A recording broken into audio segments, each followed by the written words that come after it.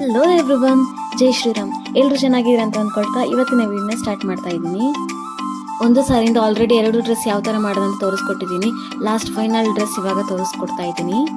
ಇಲ್ಲಿ ನಾನು ಈ ಪಾಪು ಡ್ರೆಸ್ಸಿಗೆ ಸೆರಗು ಪಾರ್ಟನ್ನು ಯೂಸ್ ಮಾಡಿದ್ದೀನಿ ಹಾಗೂ ಪ್ಲೈನ್ ಪಾರ್ಟನ್ನು ಬಾಡಿಗೆ ಯೂಸ್ ಮಾಡಿದ್ದೀನಿ. ಇಲ್ಲಿಗೆ ನಾನಿಲ್ಲಿ ಫ್ರಂಟ್ ಪಾರ್ಟನ್ನು ಕಟಿಂಗ್ ಮಾಡ್ಕೊತಾ ಇದ್ದೀನಿ. ಪಾಪದು ಬಾಡಿ ಲೆಂತ್ ಒಂದು 7 ಇದೆ, ಪ್ಲಸ್ 1 ಇಂಚ್ ಆ್ಯಡ್ ಮಾಡ್ಕೊತಾ ಇದ್ದೀನಿ ಸ್ಟಿಚಿಂಗೋಸ್ಕರ.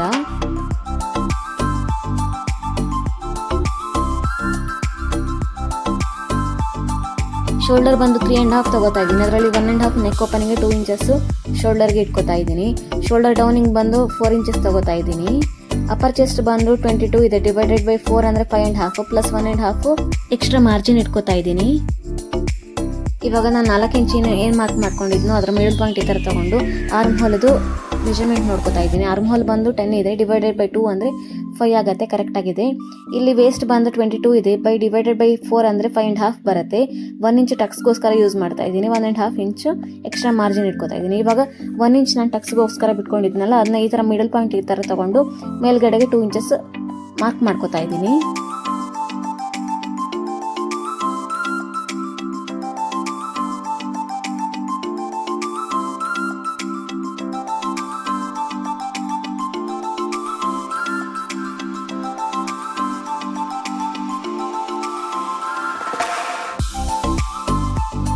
ಇವಾಗ ನಾನು ಬ್ಯಾಕ್ ಪಾರ್ಟ್ ಮಾರ್ಕ್ ಮಾಡ್ಕೋತಾ ಇದ್ದೀನಿ. ಸೇಮ್ ಲೆಂತ್, ಬಾಡಿ ಲೆಂತ್ ಬಂದು 7 ಇದೆ, ಪ್ಲಸ್ 1 ಇಂಚ್ ಆ್ಯಡ್ ಮಾಡ್ಕೋತಾ ಇದ್ದೀನಿ ಸ್ಟಿಚಿಂಗೋಸ್ಕರ. ಇಲ್ಲಿ 1/2 ಇಂಚ್ ಈ ಥರ ಮಾರ್ಕ್ ಮಾಡ್ಕೋತಾ ಇದ್ದೀನಿ. ಇದು ಬಂದು ಜಿಪ್ ಅಟ್ಯಾಚ್ಗೋಸ್ಕರ. ನಾನು ಈ ಲೈನನ್ನು ಬಿಟ್ಬಿಟ್ಟೆ ನಾನೆಲ್ಲ ಮೆಜರ್ಮೆಂಟನ್ನು ಮಾರ್ಕ್ ಮಾಡ್ಕೋತಾ ಇದ್ದೀನಿ. ಇಲ್ಲಿ ನಾನು ಶೋಲ್ಡರ್ ಬಂದು 3.5 ತಗೋತಾ ಇದ್ದೀನಿ. ನೆಕ್ ಓಪನಿಂಗ್ಗೆ 1.5, ಶೋಲ್ಡರ್ಗೆ 2 ಇಂಚಸ್ ತಗೋತಾ ಇದ್ದೀನಿ. ಆರ್ಮ್ ಹೋಲ್ ಡೌನಿಂಗ್ 4 ಇಂಚಸ್ ತಗೋತಾ ಇದ್ದೀನಿ. ಈ ಲೈನ್ ಬಿಟ್ಬಿಟ್ಟು ನಾನು ಎಲ್ಲನೂ ಮಾರ್ಕ್ ಮಾಡ್ಕೋತಾ ಇದ್ದೀನಿ. ಅಪ್ಪರ್ ಚೆಸ್ಟ್ ಬಂದು 22 ಇದೆ, ಡಿವೈಡೆಡ್ ಬೈ 4 ಅಂದರೆ 5.5 ಪ್ಲಸ್ 1.5 ಸೀಮ್ ಅಲವೆನ್ಸ್ ಇಡ್ತಾ ಇದ್ದೀನಿ. ಆರ್ಮ್ ಹೋಲ್ ಡೌನಿಂಗ್ 4 ಇಂಚಸ್ ಏನು ಇಟ್ಕೊಂಡಿದ್ನೋ ಅದರ ಮಿಡಲ್ ಪಾಯಿಂಟ್ ಈ ಥರ ತೊಗೊಂಡು ಆರ್ಮ್ ಹೋಲ್ ಚೆಕ್ ಮಾಡ್ಕೋತಾ ಇದ್ದೀನಿ. ಆರ್ಮ್ ಹೋಲ್ ಬಂದು 10 ಇಂಚಸ್ ಇದೆ, ಡಿವೈಡೆಡ್ ಬೈ 2 ಅಂದರೆ 5 ಇಂಚಸ್ ಕರೆಕ್ಟಾಗಿ ಬರ್ತಾ ಇದೆ. ಇಲ್ಲಿ ವೇಸ್ಟ್ ಬಂದು 22 ಇಂಚಸ್ ಇದೆ, ಡಿವೈಡೆಡ್ ಬೈ 4 ಅಂದರೆ 5.5 ಬರುತ್ತೆ. 1 ಇಂಚಸ್ ಟಕ್ಸ್ಗೋಸ್ಕರ 1.5 ಇಂಚ್ ಎಕ್ಸ್ಟ್ರಾ ಸೀಮ್ ಅಲವೆನ್ಸ್ ಇಡ್ತಾ ಇದ್ದೀನಿ. ಇದರದ್ದು 5.5 ಏನು ಬಂದಿದೆ ಅದರದ್ದು ಮಿಡಲ್ ಪಾಯಿಂಟ್ ಈ ಥರ ತೊಗೊಂಡು ಮೇಲ್ಗಡೆಗೆ 2 ಇಂಚಸ್ ಟಕ್ಸ್ಗೋಸ್ಕರ ಮಾರ್ಕ್ ಮಾಡ್ಕೋತಾ ಇದ್ದೀನಿ.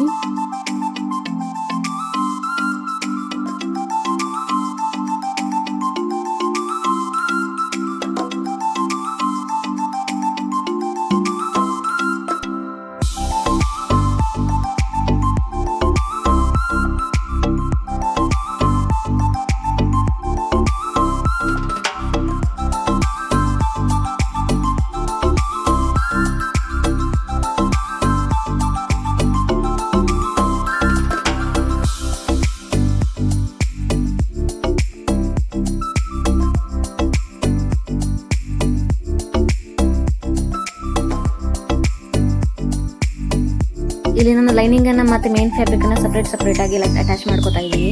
ಇವಾಗ ಮೇನ್ ಫ್ಯಾಬ್ರಿಕ್ದು ಫ್ರಂಟ್ ಮತ್ತು ಬ್ಯಾಕನ್ನು ಈ ಥರ ಇಟ್ಕೊಂಡು ಶೋಲ್ಡರ್ನ ಅಟ್ಯಾಚ್ ಮಾಡ್ಕೋತಾ ಇದ್ದೀನಿ. ಸೇಮ್ ವೇಯಲ್ಲಿ ಲೈನಿಂಗನ್ನು ಅಟ್ಯಾಚ್ ಮಾಡ್ಕೋತೀನಿ.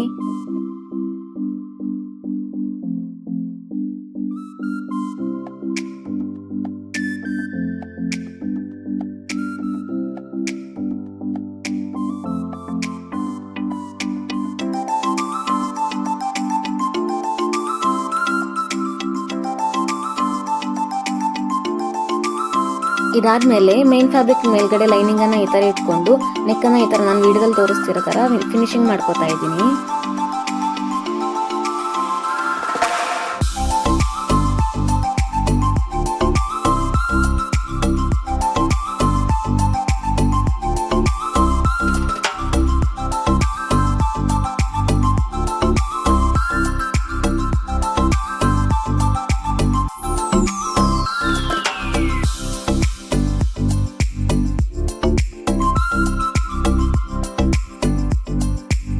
ಈ ಥರ ಸ್ಟಿಚ್ ಹಾಕೊಂಡಿದ್ಮೇಲೆ ನಾಜಸ್ ಕೊಟ್ಕೊಂಡು ಇವಾಗ ನಾನು ಲೈನಿಂಗನ್ನು ಈ ಥರ ಇಟ್ಕೊಂಡು ಮೇಲ್ಗಡೆಯಿಂದ ಕಿನಾರಿ ಸ್ಟಿಚ್ ಹಾಕೋತಾ ಇದ್ದೀನಿ.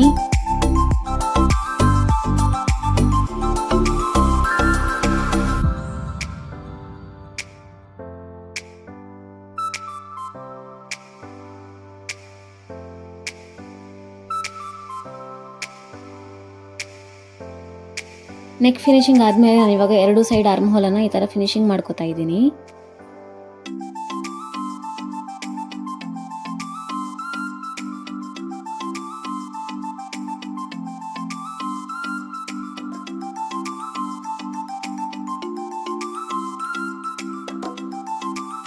ಈ ಥರ ಸ್ಟಿಚ್ ಹಾಕೊಂಡು ಎಕ್ಸ್ಟ್ರಾ ಫ್ಯಾಬ್ರಿಕ್ ಏನಿದೆಯೋ ಅದನ್ನ ಕಟ್ ಮಾಡಿಕೊಂಡು ನಾಚಸ್ ಕೊಡ್ತಾ ಇದ್ದೀನಿ.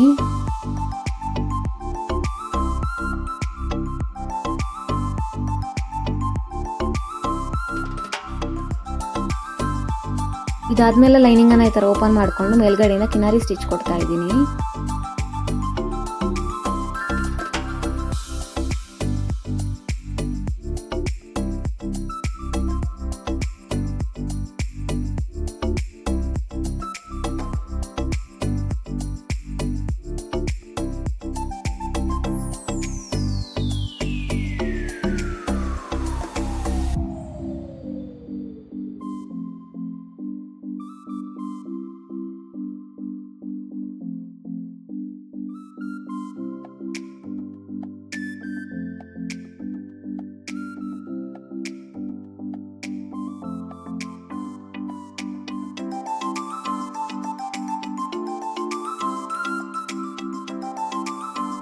ನೆಕ್ ಮತ್ತು ಆರ್ಮ್ ಹೋಲ್ 2 ಸೈಡ್ ಫಿನಿಶಿಂಗ್ ಆದಮೇಲೆ ನಾನು ಇವಾಗ ಲೈನಿಂಗನ್ನು ಉಲ್ಟಾ ಮಾಡ್ತಾ ಇದ್ದೀನಿ.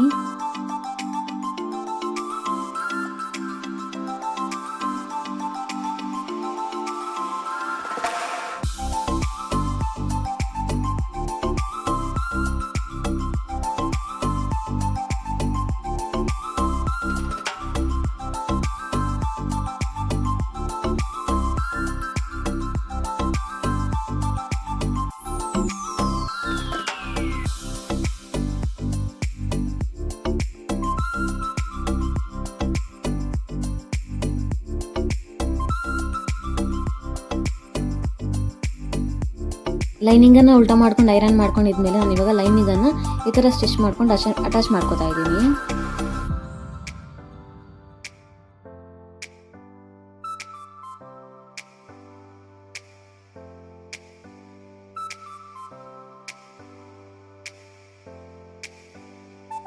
ಇದಾದ್ಮೇಲೆ ನಾನು ಟಕ್ಸ್ಗೋಸ್ಕರ ಏನು ಮಾರ್ಜಿನ್ ಬಿಟ್ಟಿದ್ನೋ ಫ್ರಂಟ್ ಮತ್ತು ಬ್ಯಾಕ್ ಪಾರ್ಟಲ್ಲಿ ಅದನ್ನ ಇವಾಗ ಸ್ಟಿಚ್ ಮಾಡ್ಕೋತಾ ಇದ್ದೀನಿ.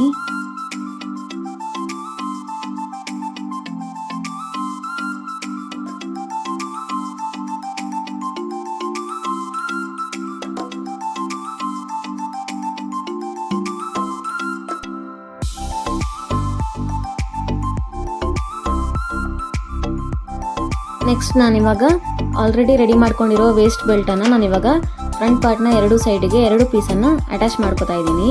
ಹಾಗೆ ಸೈಡ್ಸನ್ನು ಫಿನಿಶ್ ಮಾಡ್ಕೋತಾ ಇದ್ದೀನಿ 2 ಸೈಡಲ್ಲಿ. ಇಲ್ಲಿ ನಾನು ವೇಸ್ಟ್ ಬೆಲ್ಟ್ ರೆಡಿ ಮಾಡೋದನ್ನು ನಾನು ಸ್ಕಿಪ್ ಮಾಡಿದ್ದೀನಿ, ಯಾಕಂದರೆ ವಿಡಿಯೋ ತುಂಬ ಲೆಂತಿ ಆಗುತ್ತೆ. ಆಲ್ರೆಡಿ ನಾನು ಇದನ್ನು ಪ್ರೀವಿಯಸ್ ವಿಡಿಯೋದಲ್ಲಿ ಅಪ್ಲೋಡ್ ಮಾಡಿದ್ದೆ, ಹಾಗಾಗಿ ನಾನು ಇದನ್ನ ಸ್ಕಿಪ್ ಮಾಡಿದ್ದೀನಿ.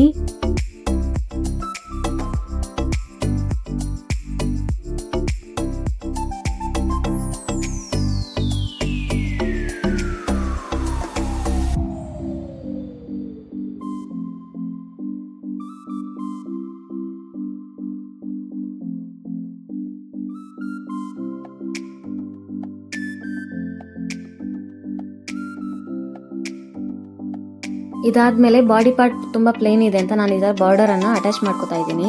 2 ಸೈಡ್ ಮತ್ತು ಮೇಲ್ಗಡೆಗೆ ಒಂದು ಫೋಲ್ಡ್ ಮಾಡ್ಕೊಂಡು ಈ ಥರ ಐರನ್ ಮಾಡ್ಕೊಂಡಿದ್ದೀನಿ. ಇದು ನನಗೆ ಸ್ಟಿಚ್ ಮಾಡ್ಕೊಳ್ಳೋದಕ್ಕೆ ಈಸಿ ಆಗಲಿ ಅಂತ ನಾನು ಐರನ್ ಮಾಡ್ಕೊಂಡಿರೋದು.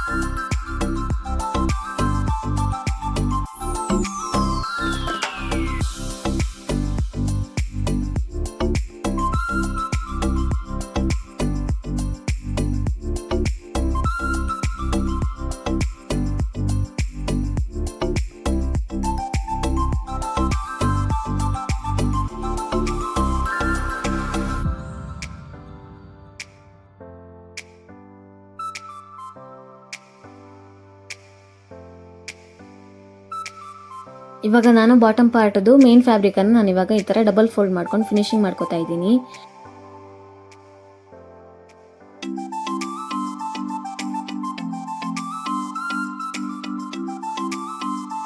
ಡಬಲ್ ಫೋಲ್ಡ್ ಮಾಡಿಕೊಂಡು ಸ್ಟಿಚ್ ಮಾಡಿದ ಮೇಲೆ ನಾನು ಇವಾಗ ಪಾಪದ ವೇಸ್ಟ್ ಏನಿದೆಯೋ ಅದನ್ನ ನೋಡಿಕೊಂಡು ಈ ಥರ ಐರನ್ ಮಾಡ್ಕೊಂಡು ಸ್ಟಿಚ್ ಮಾಡ್ಕೊತಾ ಇದ್ದೀನಿ.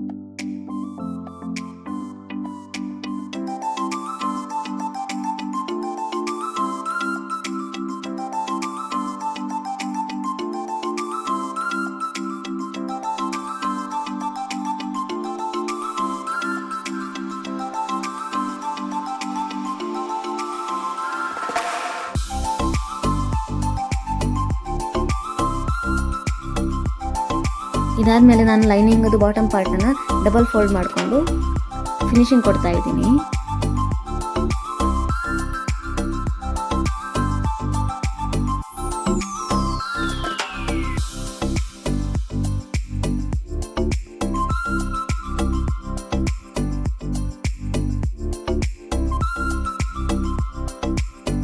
ಕೆಳಗಡೆ ಬಾಟಮ್ ಪಾರ್ಟಲ್ಲಿ ನಾನು ಫ್ರಿಲ್ಲಿಗೆ ಏನು ಫ್ಯಾಬ್ರಿಕನ್ನು ಅಟ್ಯಾಚ್ ಮಾಡ್ತೀನೋ ಅದರದ್ದು ಬಾಟಮ್ ಪಾರ್ಟನ್ನು ಈ ಥರ ಡಬಲ್ ಫೋಲ್ಡ್ ಮಾಡ್ಕೊಂಡು ಇದನ್ನು ಫಿನಿಶಿಂಗ್ ಕೊಡ್ತಾ ಇದ್ದೀನಿ.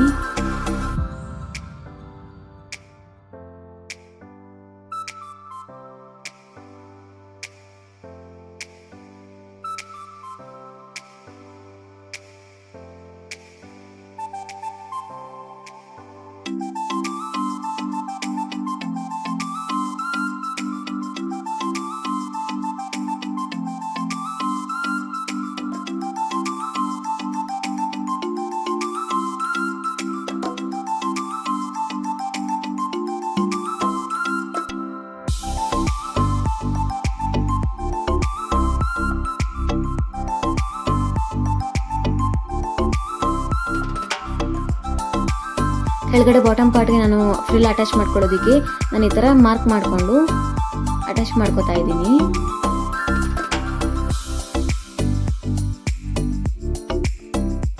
ಅಟ್ಯಾಚ್ ಮಾಡೋ ಫ್ಯಾಬ್ರಿಕನ್ನು ನಾನು ಓವರ್ಲಾಕ್ ಮಾಡ್ಕೊಂಡಿದ್ದೀನಿ, ಯಾಕಂದರೆ ಫ್ಯಾಬ್ರಿಕ್ ಕಿತ್ತು ಬರಲ್ಲ, ಫಿನಿಶಿಂಗ್ ನೀಟಾಗಿರುತ್ತೆ ಅಂತ.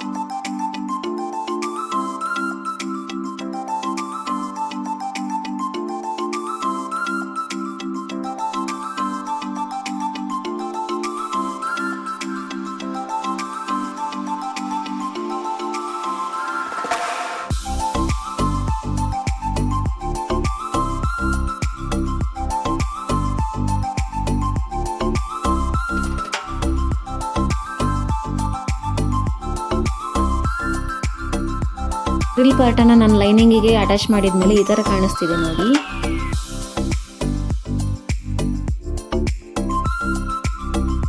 ರೆಡಿ ಮಾಡಿ ಇಟ್ಕೊಂಡಿರೋ ಲೈನಿಂಗನ್ನು ಇವಾಗ ನಾನು ಮೇನ್ ಫ್ಯಾಬ್ರಿಕ್ಗೆ ಈ ಥರ ಪ್ಲೀಟ್ಸ್ ಕೊಟ್ಕೊಂಡು ಅಟ್ಯಾಚ್ ಮಾಡ್ಕೊತಾ ಇದ್ದೀನಿ.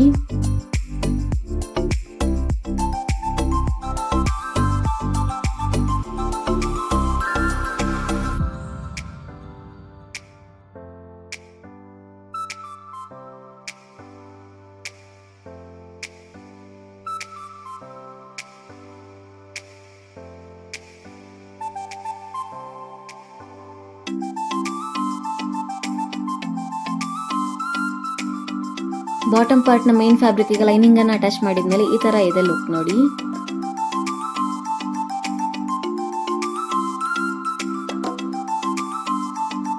ಆಗ ನಾನು ಬಾಟಮ್ ಪಾರ್ಟನ್ನು ಬಾಡಿ ಪಾರ್ಟ್ನ ವೇಸ್ಟ್ಗೆ ಈ ಥರ ಅಟ್ಯಾಚ್ ಮಾಡ್ತಾ ಇದ್ದೀನಿ. ಅಂದರೆ ಬಾಡಿ ಪಾರ್ಟ್ ಮತ್ತು ಬಾಟಮ್ ಪಾರ್ಟ್ನ ಅಟ್ಯಾಚ್ ಮಾಡ್ಕೋತಾ ಇದ್ದೀನಿ.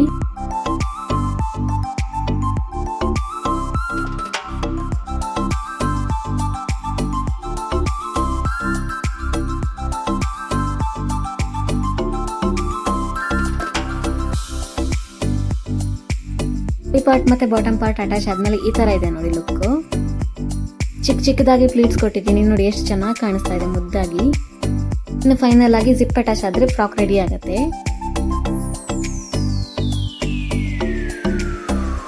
ಬ್ಯಾಕ್ ಪಾರ್ಟಲ್ಲಿ ಜಿಪ್ ಬರೋ ಕಾರಣ ನಾನು ಇವಾಗ ಬ್ಯಾಕನ್ನು ಈ ಥರ 2 ಪೀಸನ್ನು ಈ ಥರ ಇಟ್ಕೊಂಡು ಮೇಲ್ಗಡೆಯಿಂದ ಎಲ್ಲಿ ತನಕ ನಾನು ಜಿಪ್ ಅಟ್ಯಾಚ್ ಮಾಡ್ತೀನೋ ಅಲ್ಲಿ ತನಕ ನಾನು ಲೂಸ್ ಸ್ಟಿಚ್ ಮಾಡಿಕೊಂಡು ರಫ್ ಹೊಡ್ಕೊತಾ ಇದ್ದೀನಿ.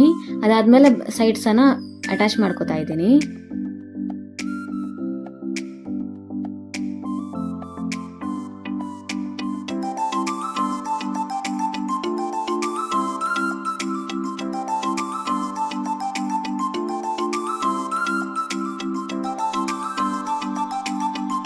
ಲೈನಿಂಗನ್ನು ಮತ್ತು ಮೇನ್ ಫ್ಯಾಬ್ರಿಕನ್ನು ಸಪ್ರೇಟ್ ಆಗಿ ನಾನು ಫಿನಿಶ್ ಮಾಡ್ಕೋತಾ ಇದ್ದೀನಿ. ಯಾವಾಗಲೂ ಲುಕ್ ಚೆನ್ನಾಗಿ ಬರೋದು.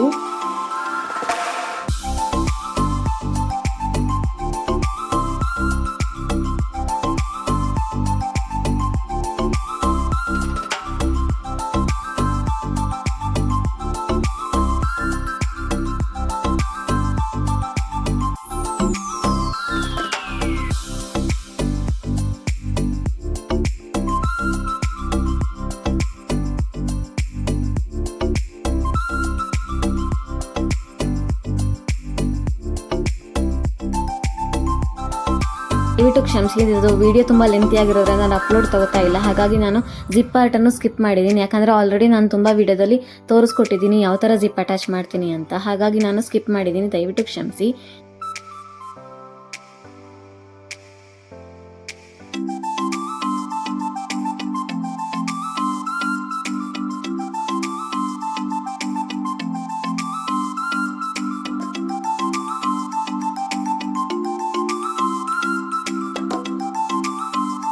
ಒಂದು ಸಾರಿಯಿಂದ ನಾನು ಯಾವ ಥರ 3 ಡ್ರೆಸ್ ರೆಡಿ ಮಾಡಿದ್ದೀನಿ ಅಂತ ತೋರಿಸ್ಕೊಟ್ಟಿದ್ದೀನಿ.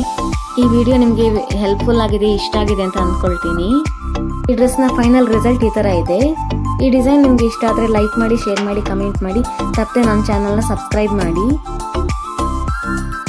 ಇನ್ನೊಂದು ವಿಡಿಯೋದೊಂದಿಗೆ ನಿಮಗೆ ಸಿಗ್ತೀನಿ. ಅಲ್ಲಿ ತನಕ ಥ್ಯಾಂಕ್ ಯು. ರಾಮ್ ರಾಮ್.